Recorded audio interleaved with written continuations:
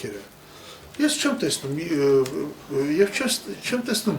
մեկ այլ մոտեցում այս պայմաններում, որը կարդարացնի եւ երկրի դուրս կբերի այս իրավիճակից։ Իսկ թվում է նույնիսկ ճար չունեն, մեզ պիտի։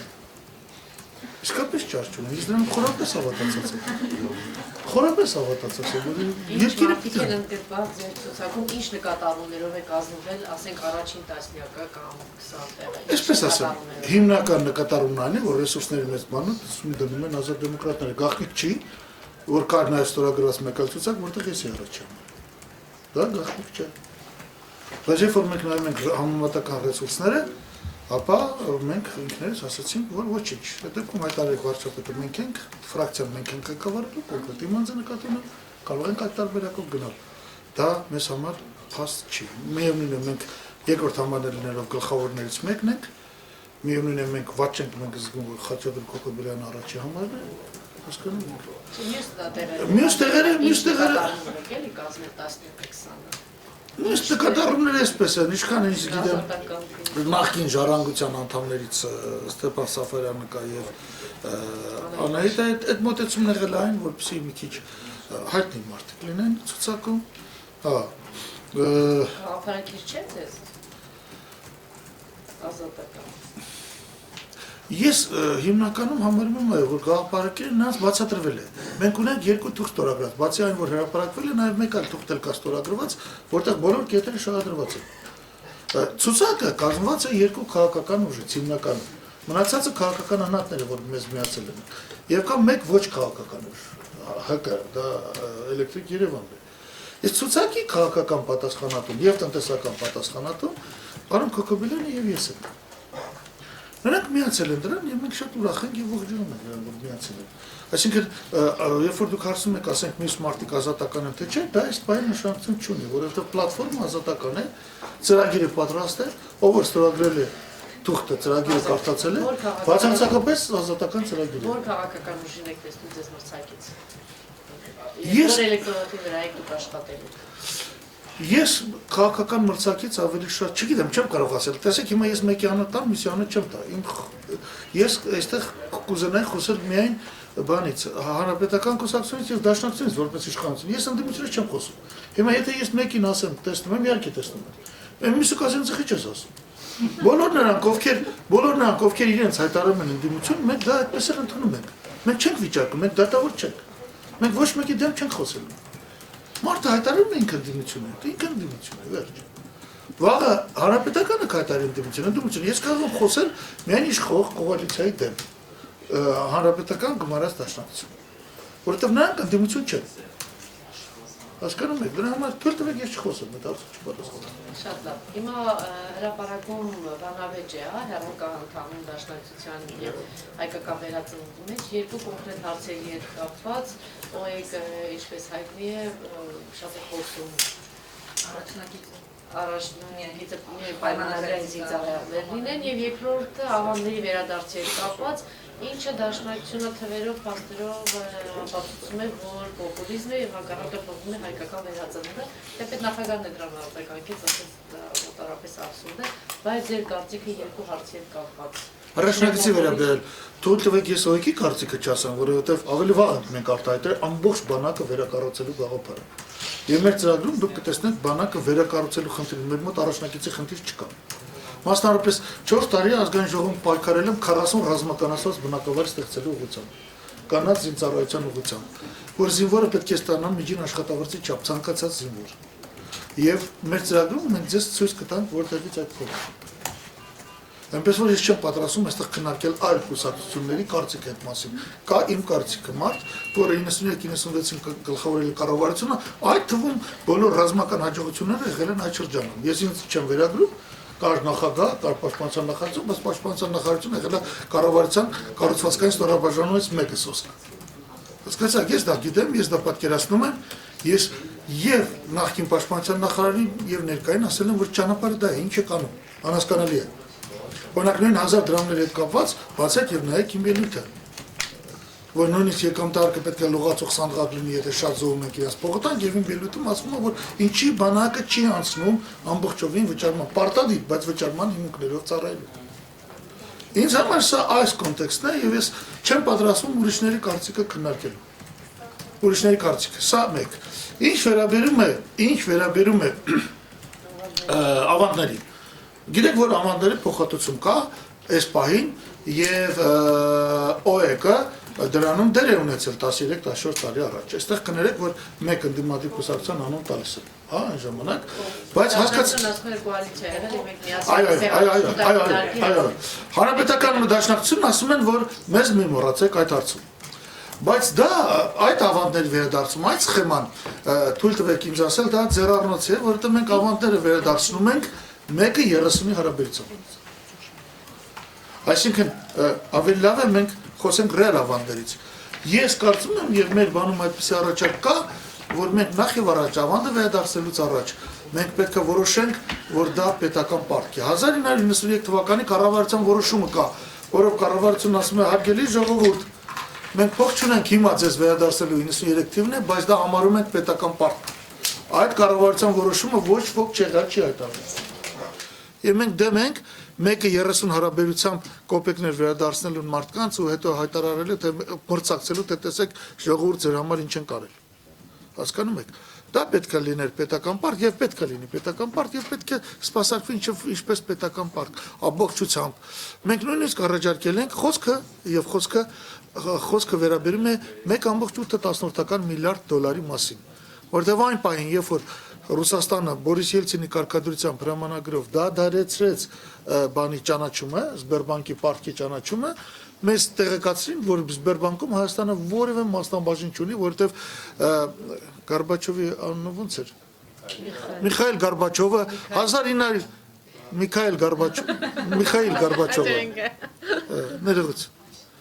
1991 թվականի վերջին, քանի որ ձեռնարկությունները չէին փոխանցում խորհրդային միության կենտրոնացված բյուջեի փողերը, այդ փողերը ծախսել է խորհրդային միությունը պահելու վրա։ Սա եղել է այն ժամանակվա բացատրությունը եւ մեզ ասվել է թուղթ է եկել, որ ձեր խնայբանկում այլևս փող չկա։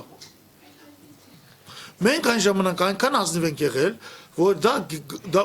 8.3 միլիարդ ռուբլի էր, այն ժամանակվա գներով հաշվել ենք 1.8 միլիարդ դոլար, ձևակերպել ենք պետական պարկ եւ այսօր էլ նույնիսկ այդ թեթևացված կարգով, երբ որ փողը հետ են տալիս, այդ ֆայլերը, այդ ամբողջ գրադարանը մենք պահել ենք խնայբանկում։ Դա իմ կարգադրությունն է, իմ որոշումը։ Թե չէ մենք հիմա երբեք չէինք էլ իմանա, որոշ երկրներում դա վառը թափել են։ Չենք էլ իմանա, ու մենք պարտքում պարտ չենք։ Կարտացիա կոչվածը պահպանված է հատուկ կառավարության որոշմամբ։ Այնպես որ մեր մետոցումը բավականին պարզ է այստեղ։ Երկու օր առաջ Վարդան Օսկանյանի տղայի կապված, ձերբակալություն եղավ, քաղաքական ենթատեքստ այստեղ տեսնում եք թե ոչ։ No comment։ Պարզապես տեղակ չեմ։ Հարցը առավոտ։ Պարոն Ագրատյան, դուք խոսեցիք բիզնես միջավայրի մասին, նաև շատ խոսել եք ներդրումային դաշտի բարելավման, տնտեսական խնդիրների մասին։ Ինչն է, որ Կարեն Կարապետյանն էլ է խոսում բիզնես ակտիվացնելու մասին, խոսում է ներդրումների մասին, լավ բաներ է ասում։ Ինչն է, որ նա չի կարող անել, դուք կարող եք անել։ Աղջիկյան, այսքան բացատրել եմ, ինչ չես հասկացել։ Այսքան գոնե այն մարդն, որ միշտ հետևից ասել է ոնց է լուծումը։ Դե սկսենք նրանից, որ ասենք ինչի Կարեն Կարապետյանի մոտ այս պայդրությամբ դեռևս չի ստացվել, կամ չի ստացվել, կամ չի ստացվել, կամ դեռևս չի ստացվել։ Նախ եւ առաջ ներդրումային բոլոր ֆոնդերի կարգավորումը տրվեց կենտրոնական բանկին։ Ընդամենը նախորդ երրորդյային վերջի կտորները հանձնվեցին բանկին։ Կենտրոնական բանկի ինչ գործն է հիպոթեկային տուն կառուցելը, բան չի համար եք մենք սոցիալ նախարարություն պահում։ Սա դուք հասկանում եք։ Երկրորդ, Կարեն Կարապետյանը պետք է սեպտեմբերին անմիջապես կանգնեցրել այդ հարկային օրենսգիրքը, որտեղ ներդրումների առումով փոքր ավելի շատ է հարկվում, քան թե խոշորը։ Չի կանգնացրել։ Հասկանում եք։ Արդյունքում մեր պետությունը, գործող վարչապետը, գործող հանրապետական իշխանությունը ներդրումները պատկերացնում են այսպես, որ կկանչեն, օրինակ, մի հատ ռուսահայ բանի կապիտալով ներդրում կանի։ Ներդրումները ներքի խնայողությունների արդյունք են։ Եվ ես չեմ կարողանում կառավարությունում այսօր բացատրել, որ ընկերներ միջավայրն այնպես արեք, որ այն նույնիսկ 100 դոլարանոց մարդը ներդրումներին մասնակցի։ Չորրորդ, Հայաստան հիմնադրամը նույնպես մի քանի խոշոր հարուստների այս անգամ մի հարուստի 5 միլիոն փող էր տվել, թե չէ փող չէին հավաքի։ Հայաստան հիմնադրամը ներդրումային ֆոնդ չէ։ Հայաստանում չկա նորմալ ոչ մի ներդրումային ֆոնդ։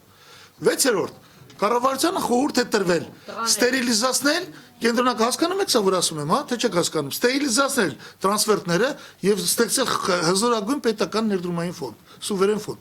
Այս նախադասությունը տեղ գտավ Կարեն Կարապետյանի ծրագրում 15 տարի խոսելուց հետո վերջապես հանրապետականների ծրագրում դա տեղ գտավ։ Բայց ֆոնդը ինքը չի կարող ստեղծվել, որովհետեւ կենտրոնական բանկը ոչ մի կոպեկ էլ չի պատրաստվում ստերիլիզացնել։ Գիտեք ինչ բան է ստերիլիզացնել։ Բացատրեմ, սա գնաք կառավարության անդամներին կբացատրեք նախարարներին։ Հայաստանի հնան 10 միլիարդ է։ Հնայից բացի Հայաստանը ստանում է 2 միլիարդ դրսից փող։ Ունենք 12 միլիարդ փող, 10 միլիարդի ապրանք։ 10 միլիարդի ապրանքը, որպես համապատասխան 12 միլիարդին ինքը թանկանում է։ Դոլարային գները երկրում բարձր Միացյալ Նահանգներից ասենք 1.5 անգամ։ Սուրճ, որ մտնեք կողքի, դու այստեղ խմեք սուրճ, կվճարեք $5։ Պիտի վճարեք $2։ Այսինքն ներդրումներն այն չէ, որ մենք գնանք համոզենք Մոսկվայից մի հատ բարերար, ասենք արի ներդրում արա։ Ներդրումի առաջի պայմաններն է, որ երկրում գները պետք է բացատրենք։ Այդ ոնց անում, որ երկրում Եվրոպայից միջին հաշվով 7 անգամ պակաս աշխատավարձ է, բայց 1.5 անգամ ավել դոլարային գները։ Սա է պետք է բացատրել։ Ներդրումային միջավայրը ինձ համար սա է։ Իրանց համար, Սերժ Սարգսյանի համար, Կարեն Կարապետյանի համար, Անժելային համոզել են կա ներդրում անի։ Ես անելու եմ, որ դու ներդրում անես։ Նա ներդրում անի, ինձ ասում են աղքատ են, ոնց ներդրում կանեն, ասում են կանեն կտեսնեք։ Ժողովուրդը մեր չի աշխատում մեր երկիրը շինելու վրա։ Մեր երկիրը շինում են մի քանի օլիգարխ։ Իրանց շինածն էլ տեսնում ենք։ Օրը մեջ մի հատ մոլ է բացվում։ Ամեն մի մոլը որ բացվում է, փակում է 2000 հատ խանութ։ Նայեցեք, ներդրում անող եղել Քոչարյանը, ներդրում անող եղել Սերժ Սարգսյանը։ Ամեն մեկը իր նախագահության ընթացքում 200,000 աշխատատեղ է ստեղծել։ Եղավ 400,000։ Իսկ դուք գիտեք, որ 450,000-ով աշխատատեղերը պակասել են վերջի 20 տարում։ Այսինքն 400,000 ստեղծվել է 850,000 պակասել։ Այդ դեպքում Հրանտ Բագրատյանն ասում է, դե դες ներդրում մի արեք։ Եղբայր, նման ներդրումները պահեք ձեզ։ Եվ ասում է այն ինչ որ արել էր 93-ին, երբ որ հողը տվեցին գյուղացիներին, բոլորը բողոքում են վիճակներ ծառա, այնուամենայնիվ հանրապետության պարենով ինքնաբավությունը 45%-ից հասել է 76%։ Եվ արվածա ֆունդամենտալ բան, սեփականատեր ստեղծված։ Ում են պետք ձեր ներդրումները։ Այն օրը ես նայում եմ, օրինակ կառավարության բանը մի հատ հիվանդանոց էր նկարած $750 միլիոն Սյունիքում, ճիշտ եմ ասում։ Դա կառավարության գործը չի սիրելիներս։ Վարչապետի գործը պետք է լինի բացառապես հանրապետության ենթակառուցվածքները կարգի բերելու։ Մենք այսօր պիտի նստենք Երևանը ուղիղ առանց շրջադարձների քշենք մեղրի։ Ճանապարհին անցելով 20 կամուրջ 30 թունել։ Սա է կառավարության գործը։ Հետո էլ որ ասում են որ ծրագրեր չկա, ծրագրեր չպիտի լինեն։ Ինչ? Որ բացատրում եք չեմ պատկերացնում։ Օրինակ ես եղել են հրավիրել են, ես Կարեն Կարապետյանին բացատրել եմ։ Նույնիսկ ես չեմ զլացել եւ նրան եւ Հովիկ Աբրամյանին նյութեր տվել եմ։ Նրանք երկուսն էլ ինձ ասել են լրիվ նույն կարծիքի են, լրիվ։ Ավել բաներ չեմ կարող ասել։ Ես հուսով եմ որ կանեն։ Ես նրանց բացատրել եմ ինչի էր Տիգրան Սարգսյանը սխալ է, երբեք նա հաջողության չէր հասնելու։ Նա պաթոլոգիապես սխալ էր։ Պարզապես մակրոէկոնոմիկա չիմանալու պատճառով։ Երբեք չէր հարցել ատարարական, չէր կարդացել։ Հասկանում եք։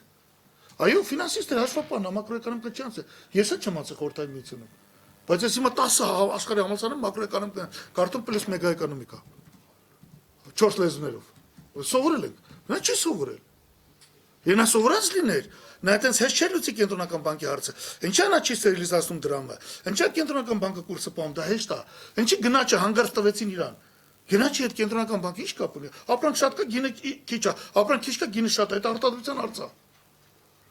2005-ի սահմանադրում Ռոբերտ Քոչարյանը առանց հասկանալու մտցրեց, հետո Տիգրանի հետ լարվեց, եղավ, 2015-ի սահմանադրումը այս կետը էլ ավելի ուժեղացվեց։ Այսինքն դուք եթե գաք իշխանության, այս ձեր լուծումներով հստակ է, որ Այո։ տնտեսական այս վիճակից ազատ դեմոկրատները ձեր շնորհիվ հա կհանեն։ Ես ասում եմ սա ուրիշն է, ես չեմ լսում Մեյդանում, մեկ ուրիշը մեկ այլ կարծիք։ Գոյություն ունի կառավարության կարծիքը, քիչ թե շատ իրանց կարծիքն է, պրոֆեսիոնալ է, թղթերով հիմնավորված, եւ գոյություն ունի, ասենք, ձեր խոնարհ ծառայի կարծիքը, ուրիշ կարծիք չկա, ուրիշ կոնցեպտ չկա Մեյդանում տնտեսագիտական։ Ուրիշը պարզապես չկա։ Թող ոչ ոք չնեղանա։ Ես ասում եմ, կլուծենք այս խնդիրը, սա լուծելի խնդիր է։ Ազնվորեն կիսվել ենք։ Ոչ միայն կիսվել ենք, ոչ միայն բանավոր ենք կիսվել, միշտ գրեթե տվել ենք։ Եթե դա կանեն օզնակ Պողոսը դա կանի կամ չգիտեմ այսօրվա վարչապետը կանի, մենք կցածկոտենք ուրախությունից, մեր երկիրն է։ Մենք նախանց չենք, ես ինձ մեջ չեմ պահել։ Ընդհանրապես կարծում եմ, որ չկան մարդիկ, որ իրենց մեջ են պահում մտածածը, որովհետև մտածած չունեն։ Ես դիսկրետ մտածողություն չունեմ, ասեմ, կգամ էսի sense կբացատրեմ, կգամ վարկերը sense կանեմ, դες բան չկան տնտեսությունում։ Թե երկու։ Այո։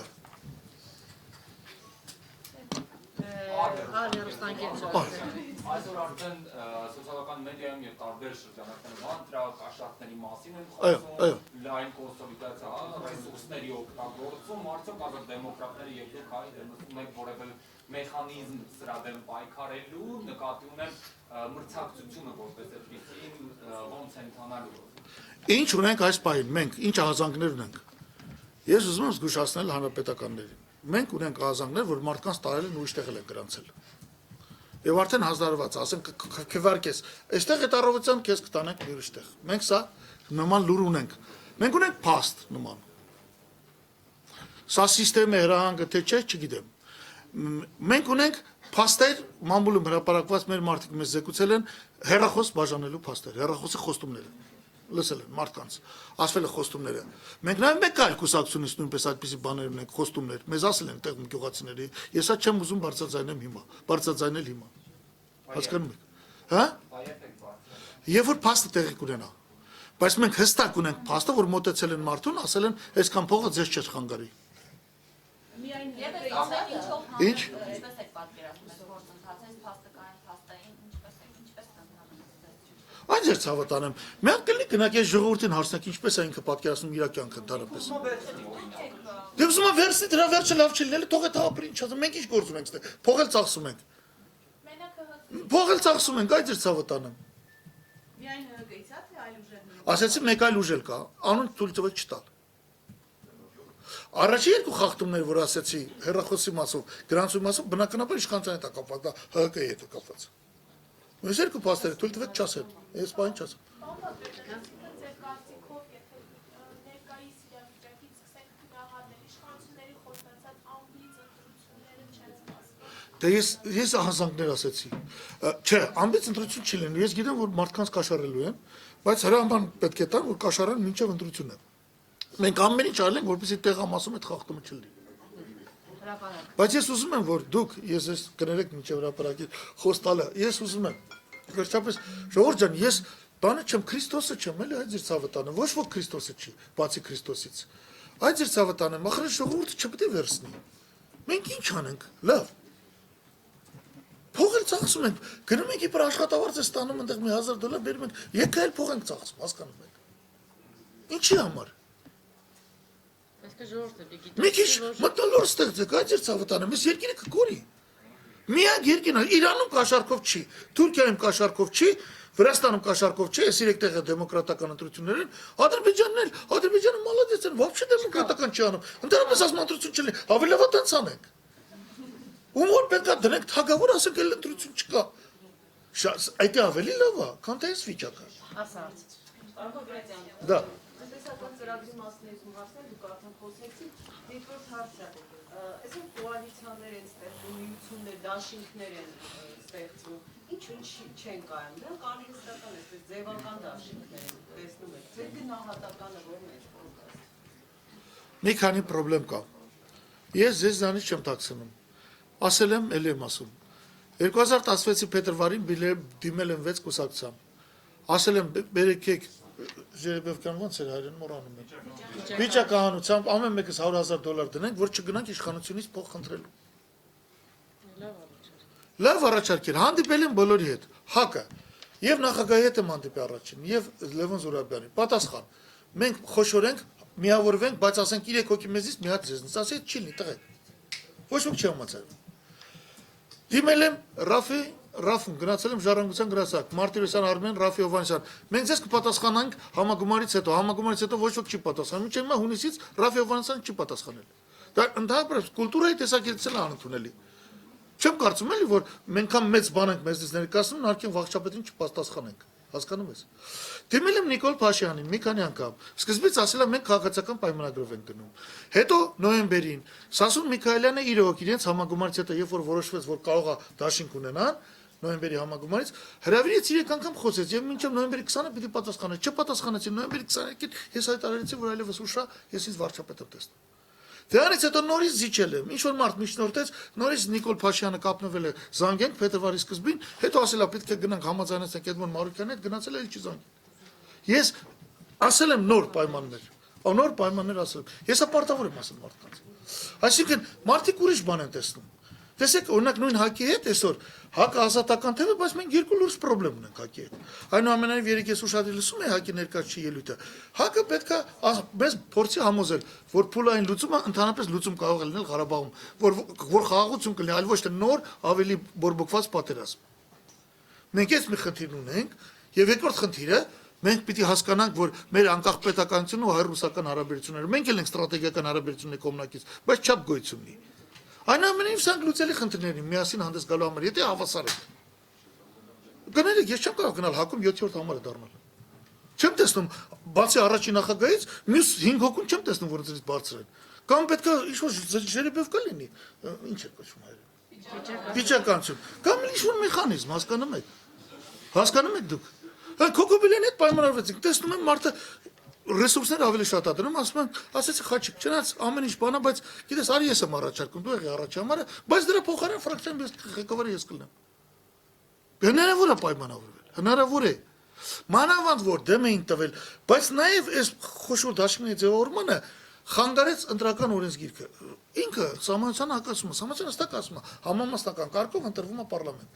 Դուք որ գնաք ընտրության ընտրելու եք մարդու, դուք կուսակցություն չեք ընտրում։ Գալիճկեն որ կա, ձեր խնդրի մի հատ գալիճկա դնելը չի։ Գալիճկեն դնում եք մարդու անվան դիմաց։ Ինքը կատեգորիկ հակասում է համանցանը։ Այդ էլ բանն էր, մեր վունդերքինդը բերեց բոլորին բանարից, ֆռացրեց։ Այդ վունդերքինդենի հաշվով սիրում եմ ասել, որ ով որ տարիքում ասենք խելքը գալիս այն փոքր տարիքին, մեծ տարիքում պատրաստ է նման խելահեղ բաներ անելու։ Եվ մենք ստացանք այս անհասկանալի օրենքը, որով բոլորի դեմ են։ Բոլորի դեմ են։ Հասկանում եք, դա էլ խանգարեց։ Խանգարեց նաև այն, որ պարլամենտում 3 կուսակցությունից ավել չեն կարող դաշինք կազմել։ Ինչի։ Ասենք վաղը, եթե հաղթենք, եթե ՀԿ-ն ստանա 20, մենք 80 կառավարություն պիտի ձևավորի ՀԿ-ն։ Հասկանում եք։ Այս բոլորն ով էր, վունդերքինդի մտածածներ, հավանաբար վերևի հրանգով։ Հասկանում եք։ Եվ բայց վկայի Աստված, վերևն ինքը ներքև մենք։ Ես ամեն ինչ արել եմ, որևէ ամբիցիա չեմ ունեցել։ Ոչ ոք ինչ չի կարող մեղադրել, դու ամբիցիա ունեիր։ Ամեն ինչ արել եմ, չի ստացվել, չէ ստացվում։ Հասկանում եք։ Ինչ կարող եմ անել։ Լավ։ Կենտրոնում եք, հա, դուք առաջադրվել։ Հա, կենտրոնում եմ առաջադրվել։ Որտե ձեր շանսերը բավականին բարձր են։ Կենտրոնում ում եք տեսնում, մրցակից տեսնում եք։ Ես մրցակից նորից անուն եմ տալիս միայն հանրապետականին։ Սա իմ ավանդույթն է։ Մրցակ հանրապետականից, հա, Հակոբ Բեգլարյանին դրել են, հարգում եմ, բայց տեսնում եմ մրցակից լուրջ, եւ իմ կարծիքով իմ պայքարի իմաստը դա է։ Իհարկե բնականաբար համակարգն այնպեսին է, որ ընդդիմադիրների միջև էլ պայքարից ավելի նույնիսկ մեկ կուսակցության մեջ կենտրոնում 6 մարդ ենք դրել։ Մեր մեջ էլ կորցակցություն բացարձակապես չեմ հասկանում։ Օրինակ դու որ ընտրողես, որ ինձ զանգես ասես, լավ, չէ, ընտրողես, բայց դուք եկել եք կենտրոն չէ, այնքան սիրելիս, այնքան մարդ կա, որ ինձ ասում է, ինչ անեմ։ Ես չեմ կարողանում պատասխանել, ինչ անեմ։ Հասկանում եք։ Նախ անամեստ ասել, դե հենա ես կամ գնա ինձ ընտրի, անամեստ է։ Երկրորդն այն ծեր ցավը տանեմ ասում է, ես դոկտոր մարդ եմ, այն օրը մեկ ինձ ասում է, ես ինչ է կարել, ես ինչ անեմ։ Իսկապես հարցի մեջ ռեզոն կա։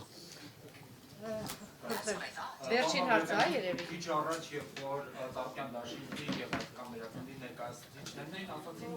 ընտրակերտարարություն լինելու դեպքում ներքին համաձայնություն կա հետագայում պայքարելու համաձայնությունից տեղյակ եք։ Եթե ես տեղյակ չլինեմ ինձ ներեք,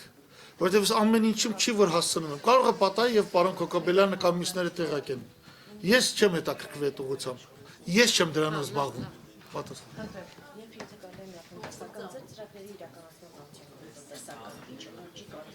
Վեցուկեսից 7.5%, ես այս թվերը կարող եմ ասել։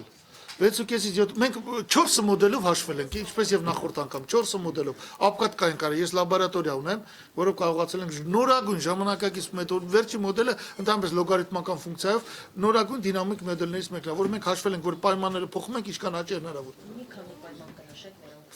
Գիտեք ինչ կա, այսպեսի մի բան ասեմ, սիրով, բայց մենք ուզում ենք պրեզենտացիան ենք 15 թվականի նախագահականում ես ներկայացրի ծրագիրը, հետո ընդդիմադիր այսպես կոչված տեխնացուներից մեկում ամբողջությամբ ինքը հայտնվեց։ Թույլ տվեք հիմա մենք պաշտոնապես պրեզենտացիա անենք դա, պաշտոնապես պրեզենտացիա անենք, տպագրենք, որպես հեղինակային իրավունքի հարցեր կա, էլի հասկանում եք, ինձ հիշում եք դատի տվին անցյալ անգամ Տիգրան Սարգսյան դրտես դատի տվին, իմ գրած իմ վրա ծախեցին։ Լավ, ազատություն։ Պարոն Բագրատյան, ձեր ծրագիրը մոտավորապես նույնն է լինելու ինչ 100 քայլ է եւ ներկայացնում։ Ոչ, մոտավորապես ավել է, գաղափարական բանը իհարկե ազատական ծրագիր է, գաղափարական 100 այն քայլից, որ եղել նախագահականում 13 թվականին, մի 40-ն է մնացած։ Իսկ ընդհանրապես 133 հատ միջոցառումը 200 հատ ունենք։ Ու ձեր շանսերը կասեք ոնց է գնահատում, քանի որ նախագահ Բարձր, շատ բարձր, շատ։ տոկոս չհավաքեցիք ամեն դեպքում։ Ինչ։ Նախագահական ժամանակ շատ Սխալ գիտեք, նախագահականի ժամանակ նույնպես դուք ազատություն ռադիոկայանը կենտրոնացել եք, ասենք ընդդիմադիր տեխնացուներս մեկի վրա, որովհետև հրահանգ էիք ստացել կամ ինչ էիք ստացել, չգիտեմ։ Ես հավաքել եմ 9%, իմ 7%-ը վերցրել եմ։ Ես չեմ եղել երկրորդը, ճիշտ է դա։ Առաջի երկրորդը եղել են բանը ձայները 9%, բայց հանգիստ եղեք, Երևանում հավաքել եմ 4-7%, նույնիսկ 235%-ը, որ ինձ թողեցին, կազմում է 39,000 ձայն։ Այսօր, որպեսզի մենք 5% հավաքենք, թիվն էլ մասնակիցների իջնում է, պետք է ընդամենը 70,000 ձայն։ Հասկանում եք։ Որը հանգիստ եղեք, մեր շանսերը ավելի քան բարձր են։ Լավ։ Շնորհակալություն։